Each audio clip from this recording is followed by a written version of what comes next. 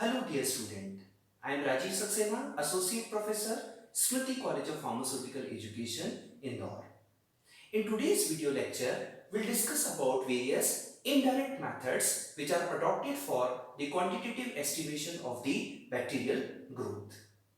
In the last class, we have discussed about various direct methods which are used in the laboratory for the quantification of the number of bacteria which are available in the sample. These methods generally include the cell count method, the smear count method, membrane filtration method, and electronic counter method. In the last class, we have also discussed about the instrument which is called as colony counter that also gives us the estimation regarding the number of cells which are available in the sample. So in today's class, we'll discuss about various indirect methods which are also routinely adopted in the microbiology laboratory for the quantification of the bacterial cell in the given sample.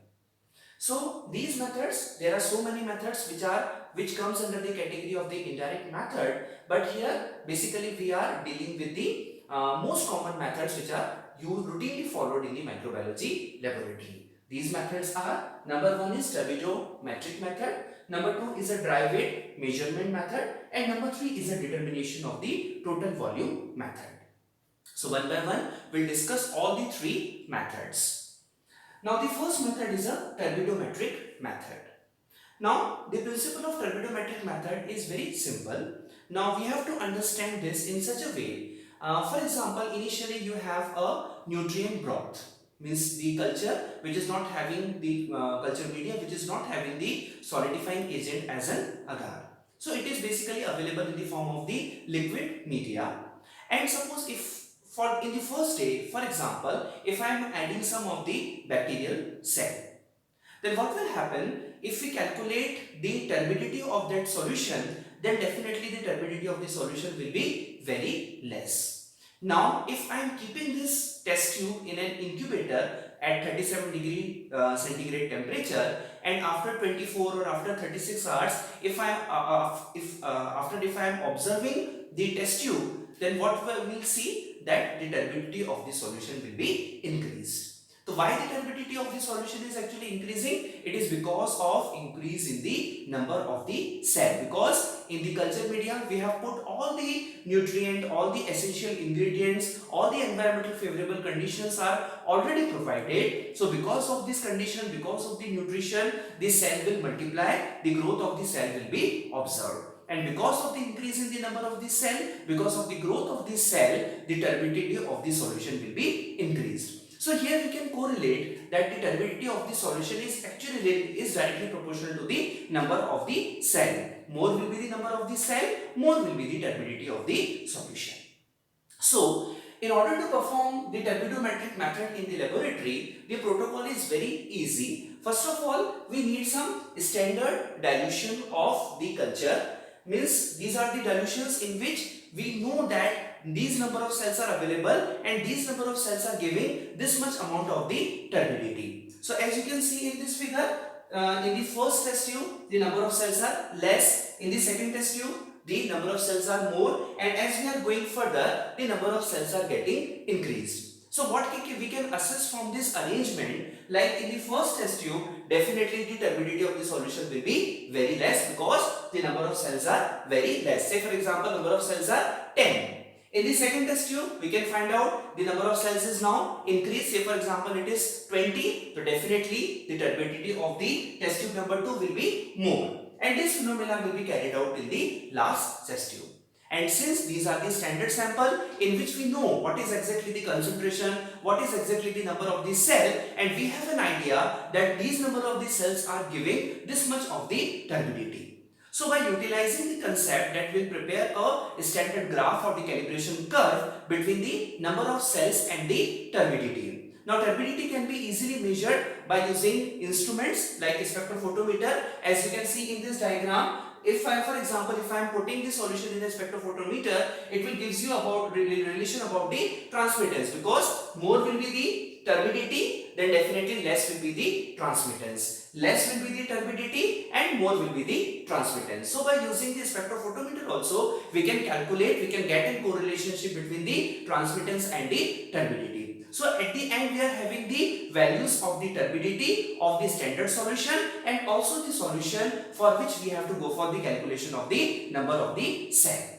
So first of all we have to go for the preparation of the calibration curve or the standard curve between the standard number of cells and the turbidity of that particular solution. So whatever the unknown sample that we are having, we don't have to do anything. We just have to find out the turbidity or the transmittance of the solution and we have to put into the graph, and from the graph or from the standard graph or the calibration curve, we can directly get the number of the cell. So terminometric method is very convenient and very easy method and routinely followed in any of the microbiology laboratory for the quantification of the bacterial cell. But the next method is actually called as dry weight measurement method. It is also the method which theoretically we must know.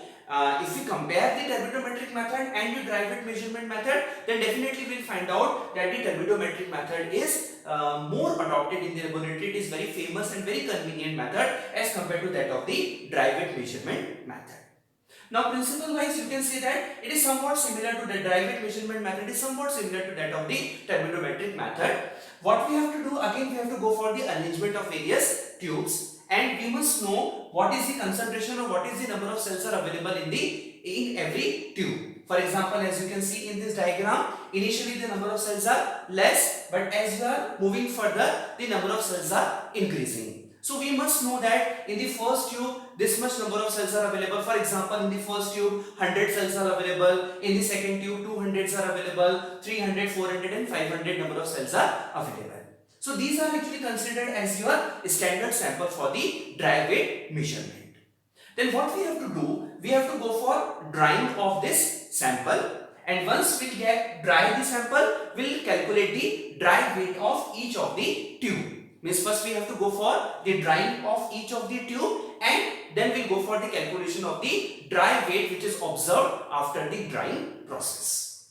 So we can assess from this arrangement, like if the number of cell is less, then definitely the dry weight of that particular sample or that particular standard sample will be less, and as the number of cells are increasing, definitely the dry weight of the standard sample will also increase. So on the basis of the number of cells, because we know already that this much number of cells are available in the test tube, and dry weight we have calculated. So by utilizing the number of cells and the correlation with the dry weight, again we will prepare a calibration curve or the standard curve.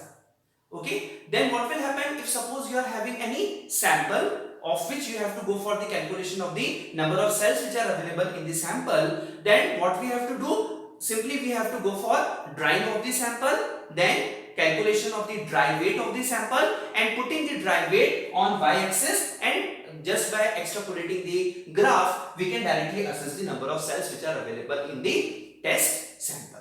So again we can say that this is also a very easy and convenient method, but since the drying process and these type of steps are included in this procedure, so it makes the procedure a little bit tedious. But when you compare it with the terminometric method, once you prepare the standard curve or the calibration curve, just by observing or just by calculating the turbidity of the sample, we can directly get the number of the cell. So if you want to compare both this method, then this method is more adopted and convenient as compared to that of the dry weight measurement method. Now, one more less adopted method that is used in the laboratory is determination of the total volume. Now, in this method, what we have to do, first we have to take the sample of which we have to go for the calculation of the number of cells, because the objective of this unit is the determination of the number of cells, that is the quantitative estimation of the bacterial cell. So whatever the sample that we are having, we have to put this sample in the graduated cylindrical tubes, which are actually called as the centrifugation tubes. Now, then after putting the sample in the centrifuge tube which is previously graduated, we have to go for its centrifugation. As you can see in this diagram, first we have to put the sample in the graduated tube and then we have to go for its centrifugation. and after centrifugation what we will get? We will get the packed cell volume. Because of the centrifugation all the cell will sediment at the bottom and we'll get the packed cell volume. Now from the knowledge of the average volume of individual cell and reading of the packed cell volume, the total number of cells can easily be calculated. Initially we must know what is exactly the volume which is occupied by the individual cell, and after centrifugation we are getting the packed cell volume just by correlating the volume occupied by the individual cell and the volume occupied by the whole sample or the packed cell volume. We can easily judge the number of cells which are available in our sample. So these are few of the indirect methods which are routinely adopted in any microbiology laboratory for the quantification of the bacterial cell. Thank you.